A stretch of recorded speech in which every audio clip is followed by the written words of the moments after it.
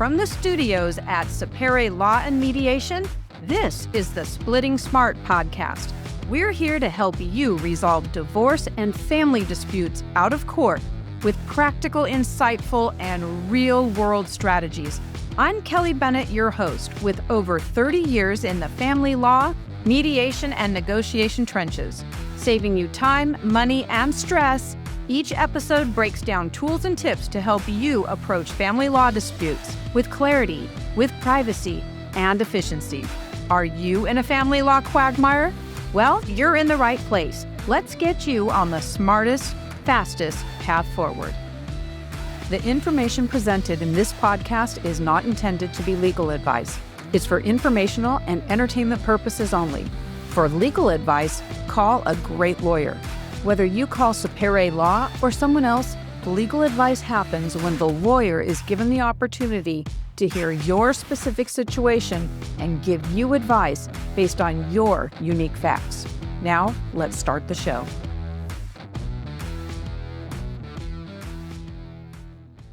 Today, we're talking about gray divorce. What is gray divorce? It's something that we saw actually in our law practice surge in 2020, early 2020, at the first, I'd say, third portion of the COVID pandemic. Here's the thing. You might get that idea that gray divorce is about older couples going down to the divorce court. And you're right. There's a stat that came out that the divorce rate among people who are 50 years old and older doubled since 1990.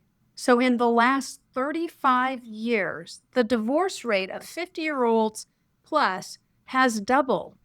In COVID, I would say our office saw an increase or this big surge in what we would call extra gray divorces. What are extra gray divorces? Well, we're talking people who are 65, 70 years old and older. We had at least 5 cases of what we would call the extra gray divorce. 3 of those cases were people over 70, and 2 of those cases were couples that were, are you ready for this? Yeah, they were in their 80s. Yeah. So extra gray divorce was going on. So what is gray divorce? Well, the classic definition over the last 35 years is divorce among people who are 50 years old and older. Now, I don't think it seems really like a big deal, people who are in their 50s getting divorced. In fact, it's pretty common these days. And I don't think that it really strikes most of us as someone who's gray, right? Well, I think it's because we're all living longer. A lot of us are able to embrace some, what I like to call medical technology. We look younger, we're fitter, we feel younger, all of those things. So as someone who's in that gray divorce zone, if I were to go down that road, but is classically defined as 50 and older. And there's unique characteristics of the gray divorce well beyond what you would see in the divorce of what used to be the average of folks that were in their mid-20s and up to like their mid to late 40s, right? So the unique characteristics are these. In gray divorces, typically what you're seeing is long-term marriages.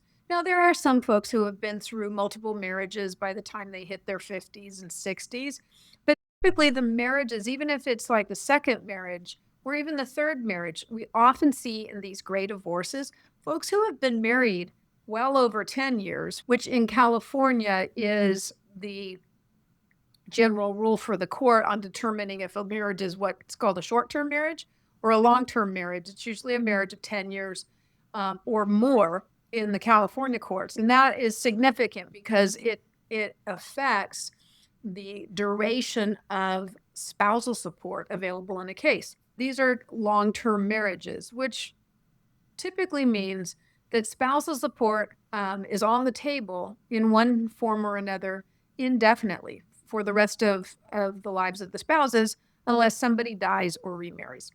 Okay, so they're long-term marriages, and there's a focus in these cases on dividing retirement accounts and managing your financial future. So you can imagine if you're in your 70s and maybe you're not quite retired or you're just just about to retire or you've been retired, your financial future is so important because it's not like you're 35 years old and you know that if you take a big financial hit in your case, that you can go out and just make the money again, right? You'll make more money. You'll just keep on in your career. That's not the case for the gray divorce. So the financial future and that picture is so, so important. The other thing that makes gray divorces very unique is clearly and mostly, I mean, come on, there's going to be some of those cases, but not many. We're not typically dealing with custody issues, child support, all of that. But there are significant family dynamics, adult children and grandchildren that go on. And I would tell you that in the gray divorce, we see these difficulties and the awkward things that go on in the relationships with the adult children and then the grandchildren. They're exponentially larger than when we're handling the divorce of somebody who's in their, say, their mid 30s, early 40s. It's just a different ballgame. Why? During the COVID pandemic, did we see a surge in gray and extra gray divorce? Well, a couple of reasons. First, what people were reporting to us who were calling in, and let me tell you, those 80-plus-year-olds were no different. They found themselves spending a lot more time together in closer quarters because of the shelter in place and the restrictions, the social distancing, all of that. And so when they were spending more time together, even though some of these were extra gray divorces, and they had both been retired for quite some time, doesn't mean they spent every minute together. They typically would, develop their own little habits and routines that while it was partially together, they still had their friend groups and they just had a little bit more space. And so as they were spending more time together, what was happening is underlying issues started to come to the surface because they were there looking at each other, talking about it and noticing each other's habits that, were annoying and things like this. But underlying issues really started to come to the surface quickly. And there was a lack of ability to evade or avoid those issues because there they were. The other thing that we saw happening is because during the COVID pandemic, there were so many deaths across the United States and the world, especially among older people. And there was so much perceived threat of death and all of this huge negativity. People really started going into reevaluating their life because they had this period of uncertainty. So it caused people, and I think for the better in some cases, to really evaluate what's really important. What do I really want out of life? And if they'd been sitting in an unhappy marriage for years and years, this came to a head. So these are the reasons we think we saw this surge in gray divorces and extra gray divorces during the pandemic. Now, here's some challenges. If you or someone in your family, or dear friends are going through or about to go through gray divorces, there are some unique challenges. If it's not you, I want you to send this episode and encourage your loved one or your friend to listen to this because it's really important to think about this before you really get into the thick of it. The first main challenge is the financial complexities. First off the bat, we're going to be talking about retirement, pensions, and spousal support and how we divide and navigate those things. They get very complex and intertwine with one another. Let me give you an example on pensions. You're in retirement.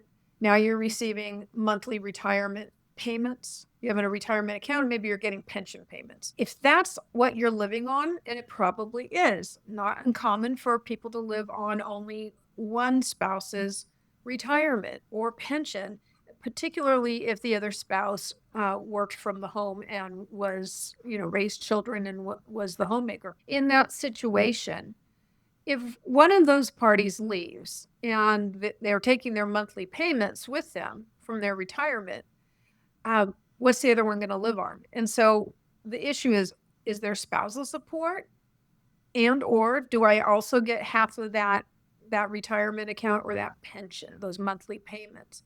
Well, if 100% of the retirement or the pension is community property because it was all earned during this marriage, then there's an argument, and most likely in most of the jurisdictions, that the other spouse is entitled to half of that and half of those monthly payments that are coming in. So it's not uncommon in this situation where when a divorce gets going, the party who's not receiving the payment goes in and asks for spousal support and also asks for half of those monthly payments. Well, if those monthly payments are all the income that's there from the other party, and you're entitled to half, if you were to get half of those payments and you ask for spousal support based on the other parent or the other spouse getting all of 100% of those pension payments, you've got a double dip going on. So there's some sophisticated legal arguments and strategies that need to be put into play when we have retirement accounts, when we have pensions, and we're dealing with spousal support. Those are huge intertwined issues. Also, if we've got retirement accounts that maybe they were earned mostly during marriage, but perhaps they were started for the first 5 or 10 years of that retirement prior to marriage. And so that means your spouse who earned that has a separate property interest for the first 5 or 10 years that they were accumulating their retirement. So now how do you figure out what is the community interest, meaning the total interest of you and your spouse together in that retirement account, and what part of it is separate? Because now, follow me on this, this will just demonstrate the complexities of this. Let's say 20% of that account was earned before marriage, so it's separate property, and 80% was earned after or during marriage.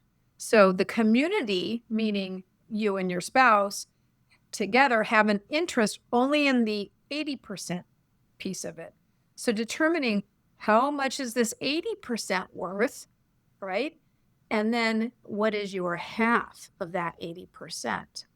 So you see where we can get into some complexities in the math, in the division of these things. And there's some other complexities that I'm going to give you a master class in valuing retirement accounts and the value of the separate property versus the community property. In this episode, let me just give you a little guidance on what that kind of looks like. If we put 20% in at the beginning of the retirement account to get it going, or the first 10 years, and then we put 80% of the time additional money in, this first 20% of the time at the beginning of the account is the basis of a lot of the earnings over the years, in addition to what you continue to put in after you got married. So figuring out really how much the separate property is worth, it's not just an 80-20 split. There's some weighting that goes on. And we have experts that do that. If you've been through a divorce before, or you've been intimately familiar with it by supporting a friend or family member who's gone through it, there's something that's called a quadro. We refer to it as the quadro, QDRO.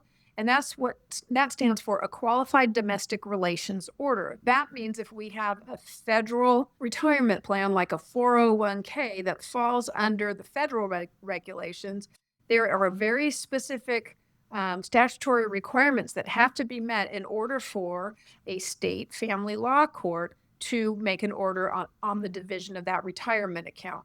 So the court typically appoints, and as family law attorneys, we all know who the good neutral experts are. The court will typically appoint an agreed upon expert, which is what we call a quadro attorney, who will do that high math.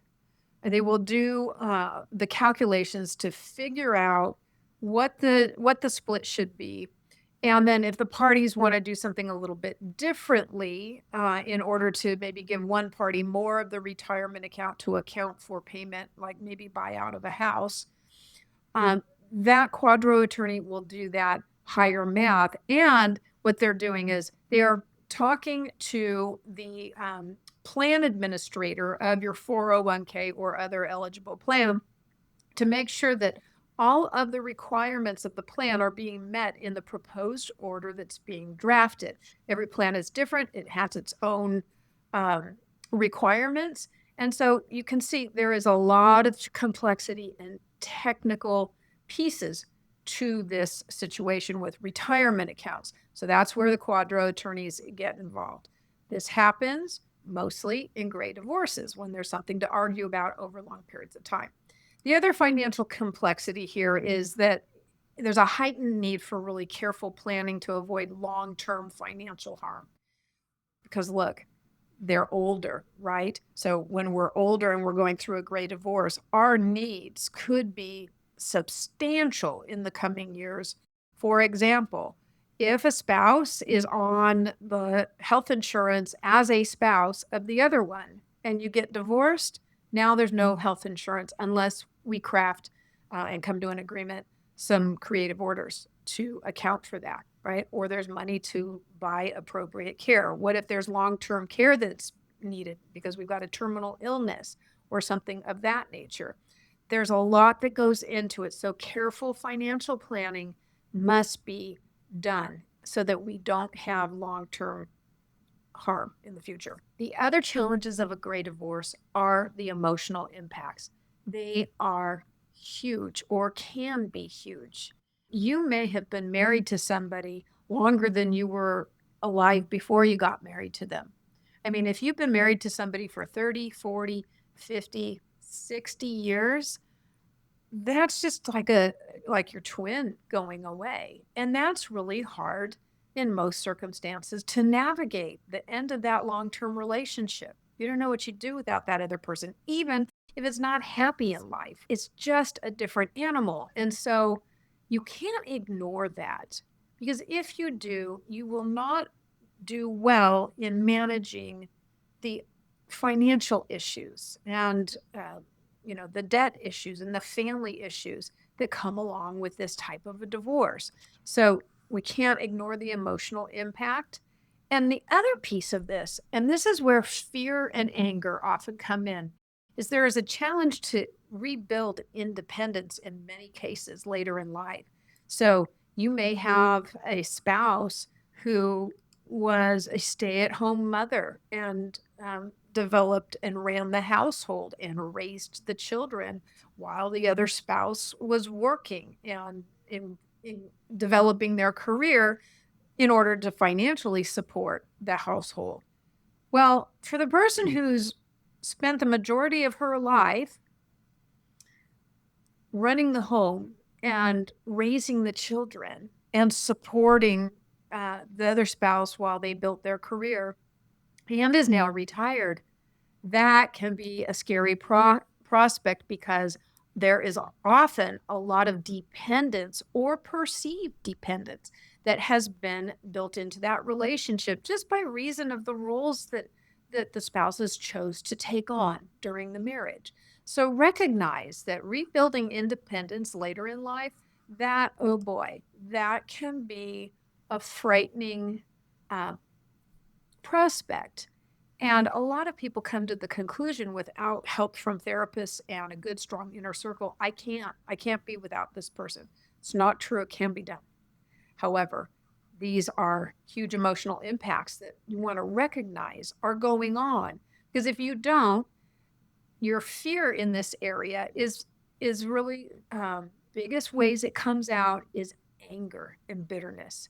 And that will blow everything productive up for you as you go through this process. And then another really important challenge of the Great Divorce are the family dynamics. So navigating your relationships once you're no longer with the other spouse that you've been with forever, right? Your relationships with your adult children get kind of weird, right? Or they can get weird. And human nature is to villainize the other side, victimize ourselves. That makes things very awkward for our adult children. A lot of people don't realize that a divorce impacts adult children very hard.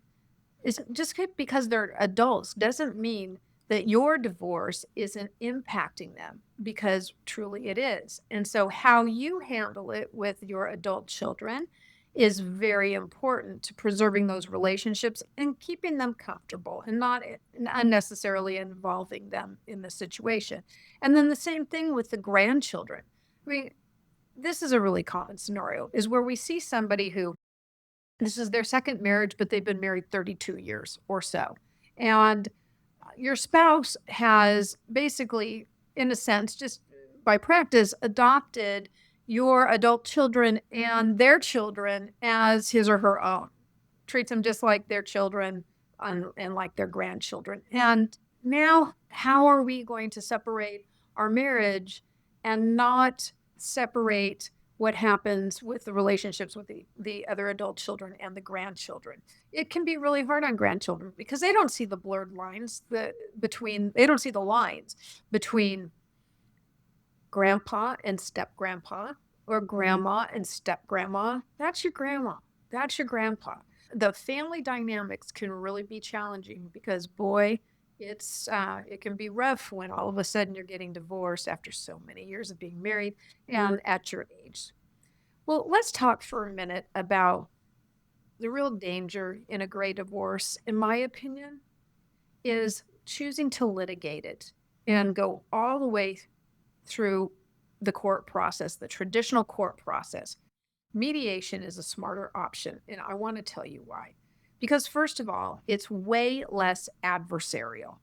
It's all about collaboration, it's not about conflict. So, when you choose a good divorce mediator, you want somebody who is experienced, who is seasoned with not just the younger divorces, but with gray divorce, because all those nuances and all those complexities we just talked about are the kinds of things that need to be recognized by a crackerjack mediator who knows how to handle this.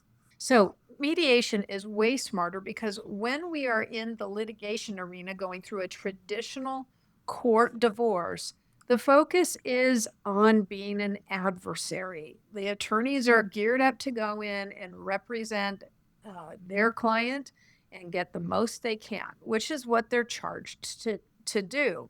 But at this point in your life and with all you have to lose, it's not necessarily the best way to go. It's time to get collaborative so both of you come out as unscathed as you possibly can in a divorce situation. And the stress reduction during what is already a terribly emotional time for you is huge. In mediation, you feel better as you go through a mediation session, even though this may not be your favorite person in the room anymore, or you're terribly saddened that a divorce is happening. Maybe you don't want it, or maybe you want it and you just want to move on, but you've been with this person for a long time. It's not like you don't care about them. These are emotionally draining times, but in mediation, at least you can work on the situation efficiently, quickly, and with as little money as possible compared to the court option, and feel good that you are being productive and being honorable and respectful with the other person. It's cost effective. Mediation is way more cost effective. If you're a longtime listener of the podcast, we've talked about the expenses of court litigation, court divorces versus mediation. Well, litigation is costly. And in divorce court, you don't get in and out like you can in mediation.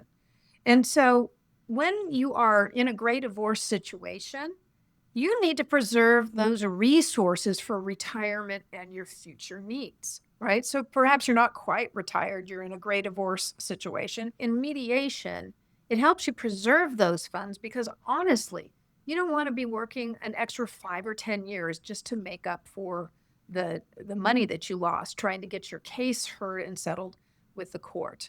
Okay. So when we've got fewer judges, they have more cases that they're hearing. There's only so much of them to go around. And what that means is it can take 18 to 24 months, even when you're not fighting hard about everything, to get your case to trial. What we would hope is that you would get your case settled sometime in that process between, reasonable attorneys. But mediation is your fast track. And as far as cost goes, what we have found is that the mediation process is 25% or less what people typically will spend to take their divorce case all the way through a traditional court process. And it's also faster. So at Sapere Law Mediation, when you start a divorce case with us, just to give you an example, as long as you're cooperating and you're providing the information that's required, which isn't that big of a deal, we're getting these cases done in 30 to 90 days. Okay. I mean, start to finish, all the paperwork gets filed. We do the mediation session. We get the agreement. We do the settlement agreement. We get the judgment forms prepared. We submit it to the court. All that work is done in 30 to 90 days, as opposed to 2 years or so. The other advantage is you have customizable solutions. This is such a great part of mediation because, here's the thing. If there are things you can't agree on and you go to trial and you ask the court to decide, they're not going to customize the solutions. The judge is going to hear the evidence, look at the law, and divide it according to the judge's application of the facts to the law. And that's it. That's what you get. There's no goal there in litigation, and nor can there be really, because the court doesn't have the time to say, well, what's really important to you, Susie Q? And John, what's really important to you? And is there a way we can come up with a solution that honors both of those interests? Judges don't have time for that, right? But in mediation, we do. And we are really skilled at having those conversations that get us focused off the conflict and onto the future and the needs of both parties. And how do we tailor an agreement for these complex financial situations that I described? That's the beauty of mediation. We can get to it quickly, and we can make the complex more simple and make sure that both sides' needs are being considered. It's so important. You don't get that down at the courthouse. Now, the other advantage of mediation is, remember we talked about those family relationships? Mediation tends to preserve your family relationships rather than blow them apart, because it does two things. First of all, mediation in that context, it encourages respectful communication.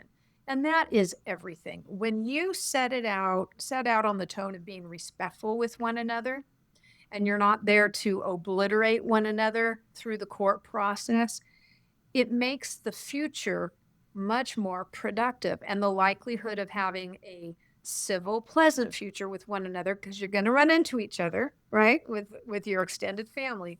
It makes it much more probable. And really what we're doing here is the second piece of it is we're minimizing the damage to the relationships with your adult children and with your grandchildren.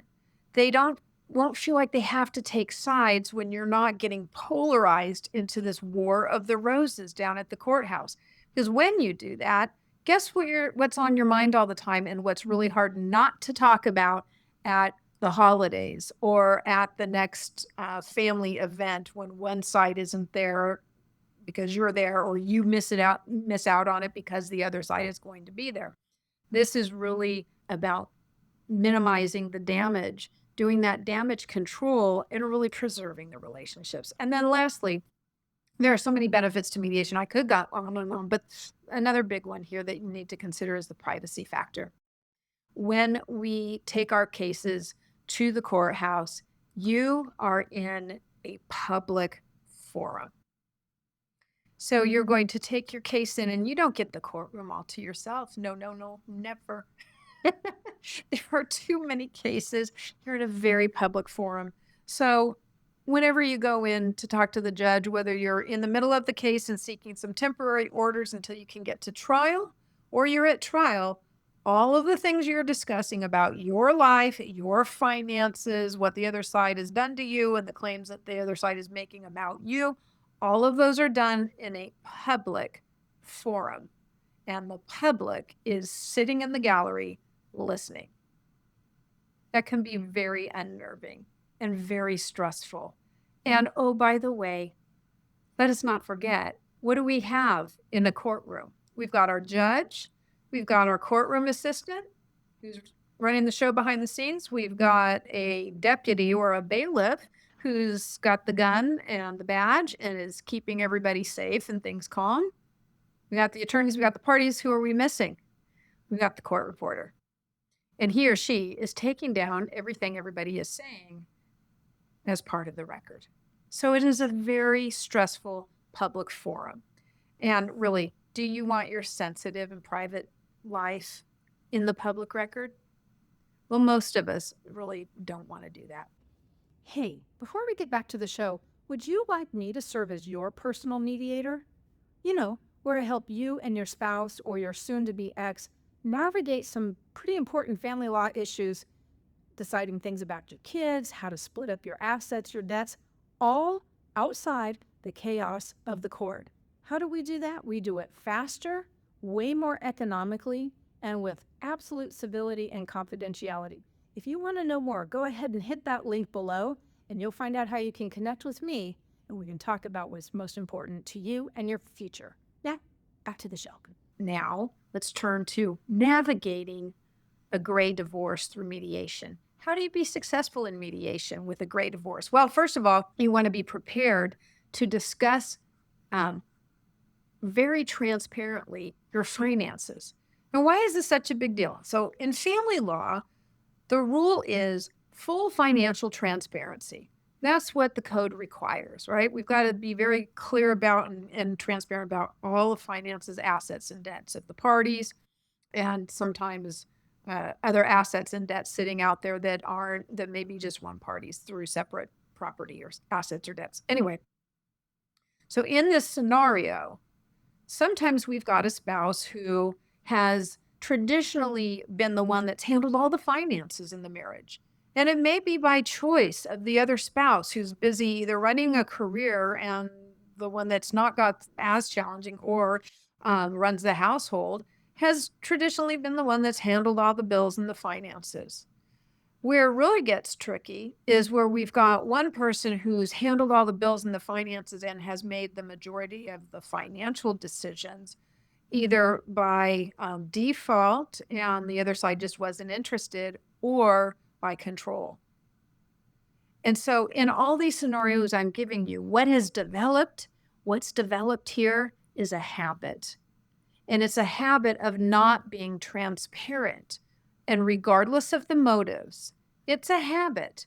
And so now you need to know that it's time to openly discuss finances, not to hide the ball on anything. Or it very well could be you were raised in a household where you really didn't discuss finances, and maybe that's the habit that you brought into this marriage.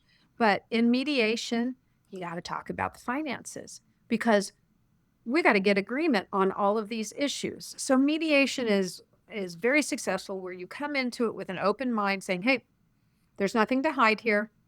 The mediator will help us during some of these hard conversations about finances because, look, money tends to get people riled up no matter what. And that's what a good mediator does, is helps you navigate the conversation and keep it on the productive path and stop it when it's getting non-productive and guide you.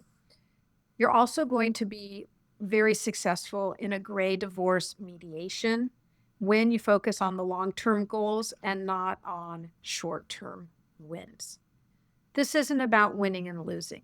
You all have heard me say this many times before in these podcasts about mediation and family law and divorce. There's no winners. When there's losers, the losers are usually either the children and or the parties who have decided to go the unproductive route and try to wage holy war against each other. And what are you losing? You're losing your retirements, your nest eggs, and your financial future and security. So we want to focus together on the long-term goals in mediation. And that is, how are we going to divide this household and we can both meet our bills and live in safe, secure environments and all the things that are in your long-term, crosshairs. What's important to you, not short-term wins. And then involving the right professionals at the right time. Going through gray divorce mediation, clearly you want a great mediator who knows what they're doing, right? Involving attorneys at the right time. A lot of people come through mediation without attorneys, and I'm not advocating one way or the other, but what I am saying is the reality of it is People are trying to avoid running up a lot of attorney's fees. So we mediate cases with and without attorneys. You can bring your attorney with you if you want. There's nothing wrong with that. Attorneys usually do a pretty good job representing you in a mediation. However, the truth of the matter is, most people in family divorce mediations seek out an attorney mediator who helps them navigate it without attorneys present at the mediation. But what you do want, and what we always require, and I require as a mediator, is when we get to the end of the session and we've got an agreement, and then we draft up your settlement agreement. We send it to each of you, and what we say is, now it's time for you to go, at the very least, pay for an hour of an attorney's time to review this agreement, go over your rights, make sure this is exactly what you want to do, make sure you understand what it means, what the impacts are before you sign it. So having an attorney at the right time is really crucial. Same thing on your finances. Get financial advisors involved because you don't want to mess around with this. This is the rest of your life. And we don't want these to be cloudy gray years after a gray divorce. We want these to be golden years. Get estate planning experts and estate planning attorney involved so that you can tee this up and come to an agreement in a way that meets the goals of what you want to do from an estate planning point of view. I just want you to remember the advantages of mediation for a gray divorce far exceed in 99% of the cases. And I would say the big caveat is if we've got domestic violence going on, those are not good cases for mediation. But in the far majority of these cases, mediation is the way to go for your emotional stability, to reduce your stress, to preserve your assets, and to get through it swiftly so you can get on to a happier future. Remember, focus on the future, not the past. It's hard to do sometimes when you've been married for a very, very long time. But that's how you will navigate this gray divorce arena in the best, most productive manner possible. I want you to really think about and consider mediation for its benefits for both, not just your finances, but also your emotional well-being. Don't forget your emotional well-being. That really needs to be playing into a part of this. It's not just about the money. You need to look at the whole package. Well, that's all for now, friends. And so until next time, please remember, resolve conflict with intelligence and split smart.